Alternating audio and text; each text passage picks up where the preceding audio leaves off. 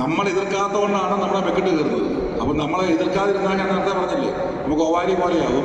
ഇവന്മാരുടെ ഈ ജീൻ എവിടെ പോയെന്നാണ് ചോദിക്കുന്നത്, നമ്മളാണ് ചോദിക്കുന്നത്. ഏത് നമ്മുടെ കാരണവന്മാർക്കും വലിയ കാരണവന്മാർക്കും ഉണ്ടായിരുന്ന സാഹസികതയും ജീനും ഒക്കെ എവിടെ പോയി? അപ്പം ഞാൻ പറഞ്ഞ പൊന്ന് ചോദിച്ചാൽ ആത്മീകാരൻ മൊബൈലിൽ കൂടെ പോയി കാണുന്നു. ഒരു പ്രത്യേക വിഭാഗത്തിൻ്റെയോ ഒരു ഗ്രൂപ്പിൻ്റെയോ ഒരു പ്രത്യേക പ്രദേശത്തുള്ളവരുടെയോ പ്രശ്നമല്ല. ഇത് ഈ ദേശത്തെ ജനതയുടെ പൊതു പ്രശ്നമാണ്.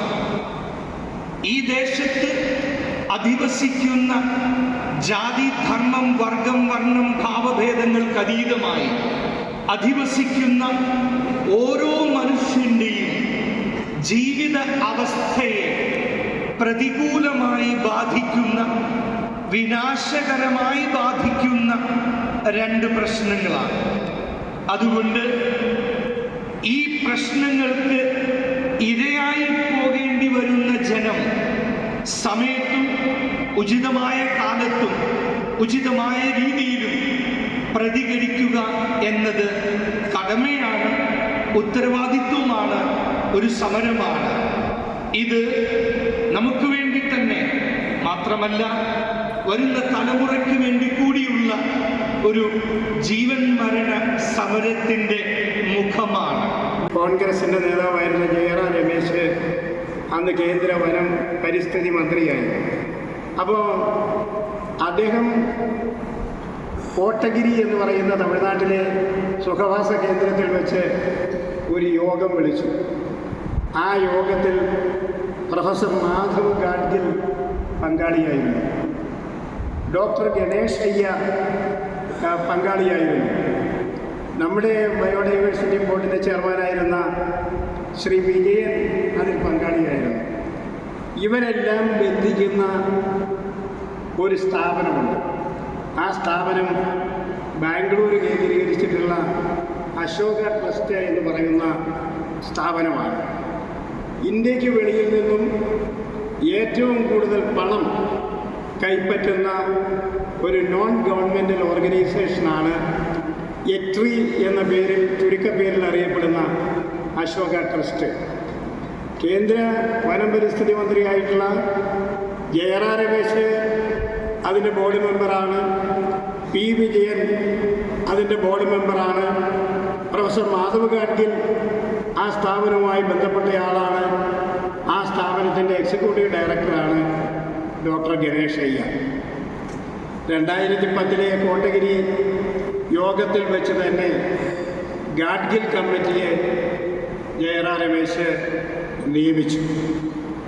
ഗാഡ്ഗിലിന് പശ്ചിമഘട്ടത്തിൻ്റെ അതിർത്തികൾ നിർണയിച്ചു കൊടുത്തത് ഡോക്ടർ ഗണേഷ് അയ്യയാണ്.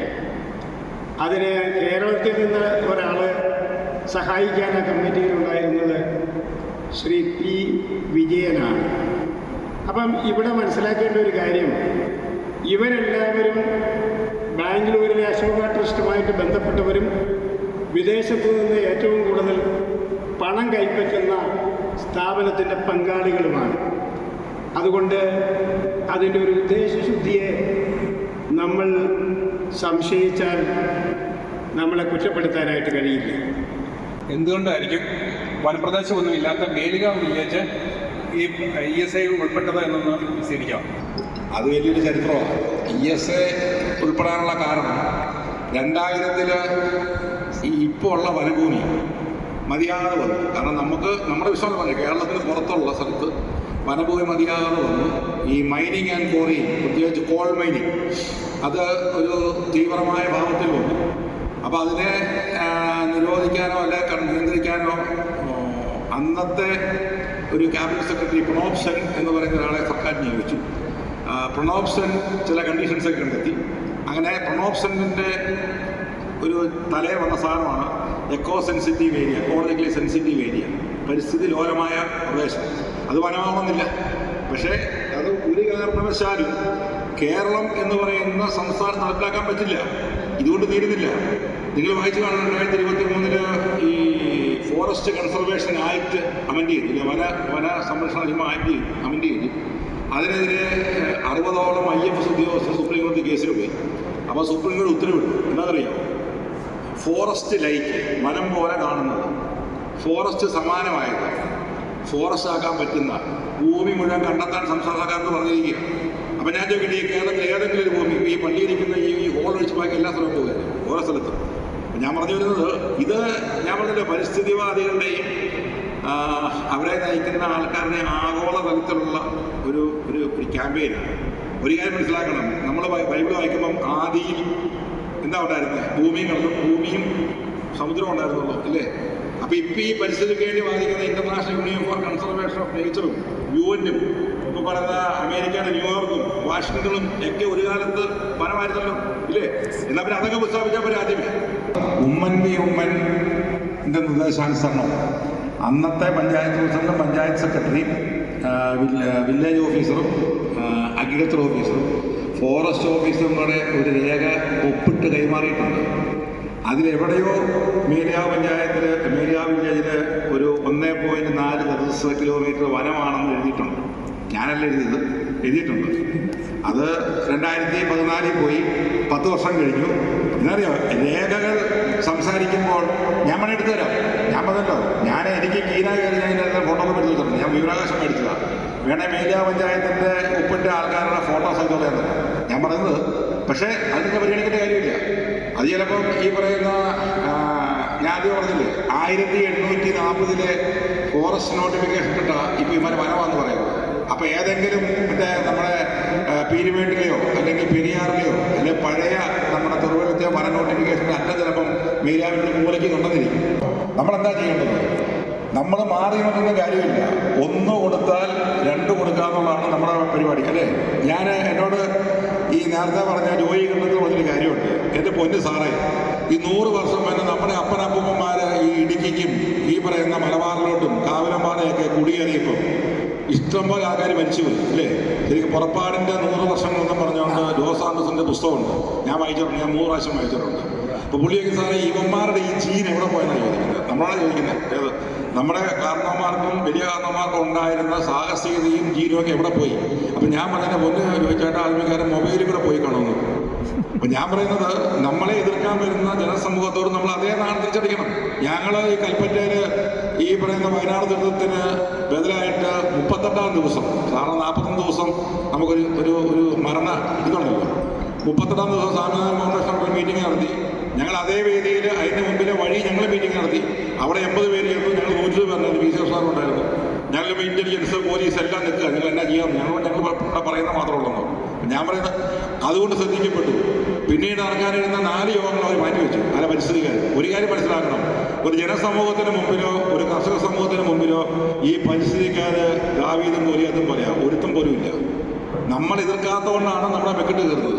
അപ്പം നമ്മളെ എതിർക്കാതിരുന്നാൽ ഞാൻ നേരത്തെ പറഞ്ഞില്ലേ, നമുക്ക് ഓവാരി പോലെയാകും. അതുകൊണ്ട് പ്രതികരിക്കാനായിട്ട് മുന്നോട്ട് വരിക എന്നുള്ളത് മാത്രമേ നമുക്ക് കരണീയമായിട്ടുള്ളൂ. പിന്നെ നമ്മൾ ചോദിക്കുന്നത്, ഈ പരാതി കൊടുത്താൽ പ്രശ്നമുണ്ടോ എന്ന്. പരാതി കൊടുത്താൽ പ്രശ്നമുണ്ടല്ലോ. പരാതി കൊടുക്കുമ്പോഴല്ലേ ഇത്ര ആൾക്കാർ താമസിക്കുന്നുണ്ടെന്ന് അറിയാൻ പറ്റുള്ളൂ. അപ്പം അത് അവർ ശ്രദ്ധിക്കപ്പെടണമെങ്കിൽ, നേരത്തെ മിനിസ്ട്രി ഓഫ് എൻവയോൺമെന്റ് ആൻഡ് ഫോറസ്റ്റിൻ്റെ ഒരു സീനിയർ സയൻറ്റിസ്റ്റാണ് ഇത് നോക്കിക്കൊണ്ടിരുന്നത്. ഇപ്പം ഞാൻ നേരത്തെ പറഞ്ഞില്ലേ, കേന്ദ്ര ഫോറസ്റ്റ് ഡിപ്പാർട്ട്മെൻറ്റിൻ്റെ റിട്ടയർഡ് രജിസ്ട്രാറിലൊക്കെ ഉള്ള ഒരു 6-അംഗ ഇന്ത്യൻ ഫോറസ്റ്റ് സർവീസ് സമിതിയാണ് ഇത് പരിശോധിക്കുന്നത്. അപ്പം നിങ്ങൾ അയക്കുന്ന പരാതികൾക്ക് പ്രത്യേകതയുണ്ട്, ഗൗരവമുണ്ട്. പ്രത്യേകിച്ച് നിങ്ങൾ ഏത് വില്ലേജാണെന്ന് പറഞ്ഞിരുന്നു. മേലിയാ വില്ലേജിനെ ESIയിൽ പെടുന്നത് ഞങ്ങൾക്ക് എതിർപ്പുണ്ടെന്ന് നമ്മൾ എഴുതണം. 2013 വളരെ ശക്തമായ സമരം നടത്തിയ ഒരു പ്രദേശമാണ് നമ്മുടെ മേലുകാവ് പഞ്ചായത്തിലെ മേലുകാവ് വില്ലേജ്. മേലുകാവ് പഞ്ചായത്ത് എന്ന് പറയുമ്പോൾ 4 വില്ലേജുകളാണ് ഉൾപ്പെട്ടിരിക്കുന്നത്. തലപ്പുഴം, മൂന്നലവ്, ഭരണങ്ങാനം, മേലുകാവ് വില്ലേജ് പൂർണ്ണമായിട്ട്, അങ്ങനെ 4 വില്ലേജുകളായിട്ടാണ് നമ്മുടെ പഞ്ചായത്ത് ഉൾപ്പെടുന്നത്. അതിൽ മേലുകാവ് വില്ലേജിനെയാണ് ഇപ്പോൾ ESIയിൽ ഉൾപ്പെടുത്തി ഇതായിട്ട് നമ്മൾ മനസ്സിലാക്കുന്നത്.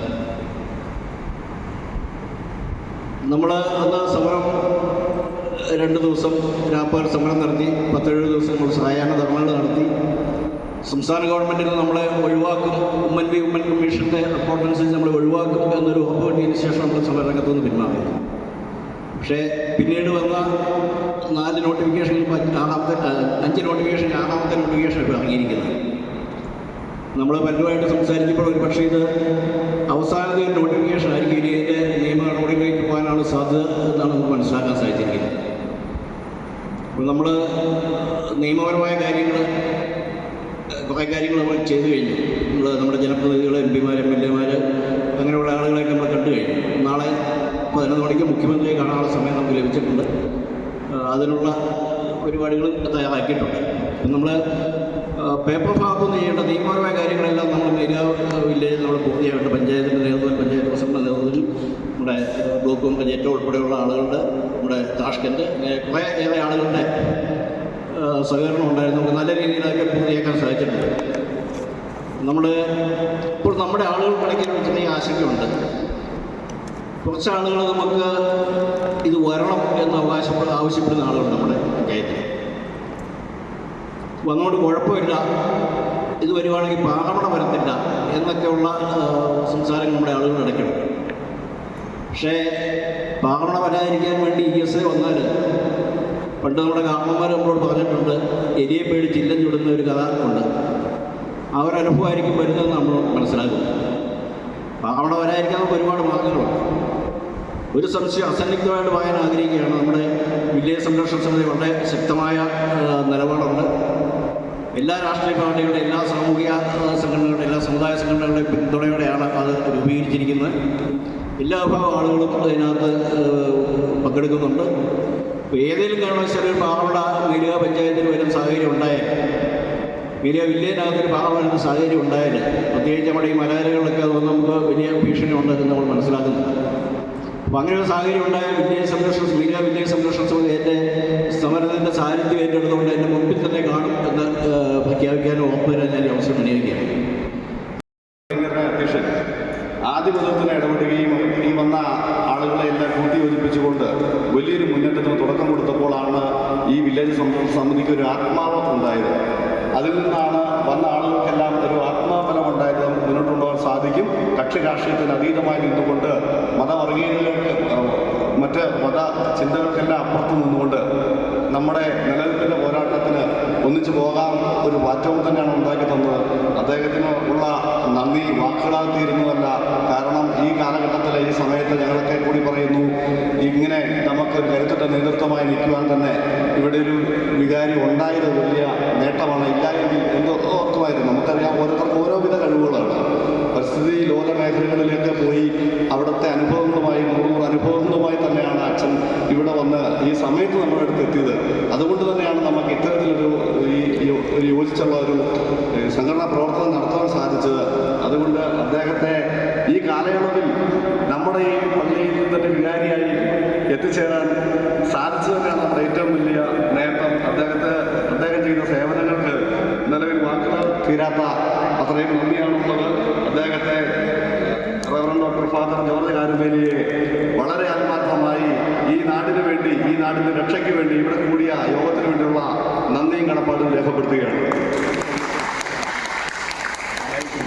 അതുപോലെ തന്നെ നമ്മളെ ഈ വിഷയം എല്ലാം കാര്യമായി പഠിപ്പിക്കുന്നതിനും മനസ്സിലാക്കുന്നതിനും വേണ്ടി നല്ല നിലയിൽ ഒരു പ്രസംഗമല്ല, ഒരു പ്രഭാഷണമായി തന്നെ നമ്മോട് ചേർന്ന് നിന്ന് സംസാരിച്ച PC ജോസഫ് XMLA, പൊതുപ്രവർത്തന രംഗത്ത് വളരെ വൈവിധ്യമായി നിലനിൽക്കുന്ന അദ്ദേഹം വളരെ സത്യസന്ധമായി സ്വന്തം ശൈലിയിൽ തന്നെയാണ് നമ്മോട് സംസാരിച്ചത്. അദ്ദേഹം തെൽക്കിൻ്റെ ചെയർമാനാണ്. അദ്ദേഹത്തെ ഈ യോഗത്തിൻ്റെ പേരിലുള്ള നന്ദിയും കടപ്പാടും രേഖപ്പെടുത്തുന്നു. അതുപോലെ തന്നെ നമ്മുടെ പ്രിയങ്കരനായ ജെയിംസ് വടക്കൻ ആദ്യം വരും എന്ന ഒരു തീരുമാനമില്ലാതെ പിന്നീടാണ് താഷ്കണ്ടിൻ്റെ നേതൃത്വത്തിൽ ഇങ്ങനെ ഒന്ന് എത്തിച്ചേർന്നത്. നമുക്ക് വളരെയധികം ഗുണം ചെയ്തു. ഓരോ ചോദ്യങ്ങളുടെ എണ്ണം കൂടുകയായിരുന്നു. അത്തരത്തിലുള്ള ചോദ്യങ്ങൾ മനസ്സിൽ എല്ലാവരുടെയും ഈ ക്ലാസ്സുകളൊക്കെ നടക്കുമ്പോഴും നമ്മുടെ മനസ്സിലൂടെ വീണ്ടും സംശയം എന്നതിൻ്റെ അടിസ്ഥാനത്തിലാണ് ഇത്രയധികം ചോദ്യങ്ങൾ വീണ്ടും ഉയർന്നു വന്നത്. ആ ചോദ്യങ്ങൾക്കെല്ലാം വളരെയധികം കൃത്യമായ ഉത്തരം പറഞ്ഞുകൊണ്ട് നമ്മളെ വീണ്ടും വലിയൊരു